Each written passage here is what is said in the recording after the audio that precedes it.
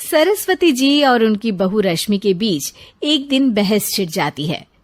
आखिर किसका काम ज्यादा आसान है, बहू का या सास का? माँ जी, सास को काम ही क्या है, आपके सारे काम उंगलियों पे तो हो जाते हैं। कुछ भी। हाँ, हिसाब तो उंगलियों पे ही हो जाता है ना। अरे बेटा, ऐसा सिर्फ अभी लगता है। जो मुझे करना पड़ता है ना, वो तुझे करना पड़े तो समझ आएगा कि असली काम का पहाड़ कैसा होता है। ठेले बराबर वजन भी नहीं है आपके काम में, और बात पहाड़ों के वजन की कर रही हैं आप। तू ऐसा करती ही क्या है घर में बेटा, ये तो बता मुझे। मैं थोड़ी ना कुछ करती हूँ, सब जादू से हो रहा है इस घर में। अरे एक दिन मेरा काम करोगी तो समझ आएगा। Okay okay, shut up. कल से मैं घर के काम करूंगी और तू मेरी जगह हर चीज का हिसाब रखना, ठीक है? ठीक है, ये भी कर लेते हैं। ये सास बहू की डील के बारे में रश्मि के पति अमन को नहीं पता था और ना ही अमन के पिताजी सुरेश जी को। पर गेहूं के साथ साथ जैसे घुन भी पिस जाता है, ये दोनों भी पीसने वाले थे। सुबह अमन उठकर रेडी होता है ऑफिस जाने के लिए, तो पता है उसके कपड़े नहीं निकले हुए हैं। अरे रश्मि, तुमने मेरे कपड़े नहीं निकाले? अपनी माँ से पूछो ना, उन्हीं का काम है ये। अमन अपनी माँ के पास जाता है। अब मेरे कपड़े आज आप देने वाले हो क्या माँ? हाँ, देना तो मुझे ही चाहिए, पर तेरी बहू ने कपड़े धोने ही नहीं डाले, तो कोई भी धुला हुआ कपड़ा नहीं है बेटा। हैं? ऐसा क्यों? कपड़े तो धोने आप ही देते हो ना माँ? अरे बहू ने तुझे बताया नहीं, अब हम अदल बदल गए हैं। मैं अब बहू और तेरी बीवी सास। अमन परेशान हो गया।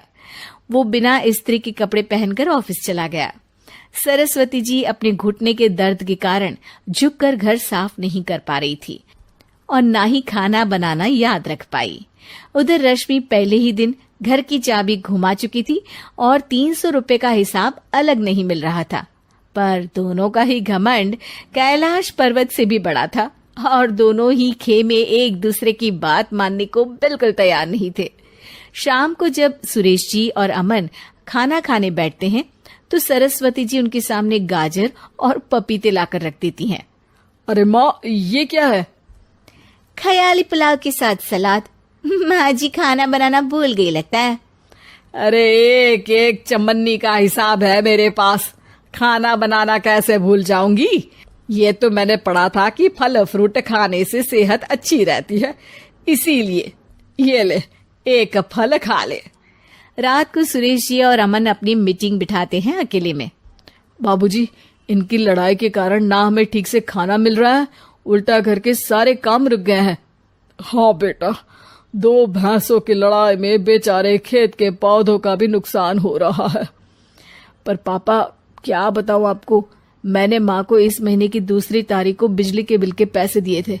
आज बिल भरने के लिए मांगने गया तो पता चला कि रश्मि उन पैसों से गैस सिलेंडर ले आई। अच्छा, तो सिलेंडर के पैसों का क्या हुआ? अब सिलेंडर के तो कोई पैसे नहीं थे बाबूजी, हमारे घर पर गैस की पाइपलाइन लगी है ना। बेटा, इन दोनों का कुछ करना पड़ेगा, नहीं तो अपने घमंड के चक्कर में पूरा घर बर्बाद कर डालेंगी ये दोनों। अमन और सुरेश जी काफी सोच विचार के बाद एक निष्कर्ष पर पहुंचते हैं। रात ही को दोनों अपनी पत्नियों की अलमारी से नई साड़ी निकालते हैं और सुबह जब रश्मि और सरस्वती जी उठते हैं तो देखते हैं कि दोनों पति साड़ी पहनकर चढ़ाव पर सब्जियां काट रहे हैं। अरे ये सब क्या हो रहा है? क्या हो रहा है मतलब? आप दोनों अदल बदल हो सकते हो तो हम क्यों नहीं? अरे क्या मतलब? नहीं नहीं, मेरी भी बचपन से किसी की बहू बनने की इच्छा थी, तो आज से सरस्वती तुम बड़ी बहू, मैं मिडल बहू और अमन छोटी बहू। अरे लेकिन सब घर पर बैठ जाएंगे तो कमाएगा कौन? ये घर कैसे चलेगा? अब वो तो भैया या बाकी लोग जाने, अब हमने भी अदल बदल कर ही लिया है तो कुछ नहीं हो सकता। रश्मि और सरस्वती जी को समझ में आ जाता है कि उन दोनों की आपस की डील की वजह से इन दोनों को बहुत तकलीफ हो रही है और उनके ईगो ने दूसरों को कितनी यातनाएं दी है। अब असल में माँ जी आप सही थी, सास बनना बहुत मुश्किल है। अरे हाँ बेटा, और तू भी, मुझसे तो नहीं हो पाया सब घर के काम, वापस बदल ले क्या?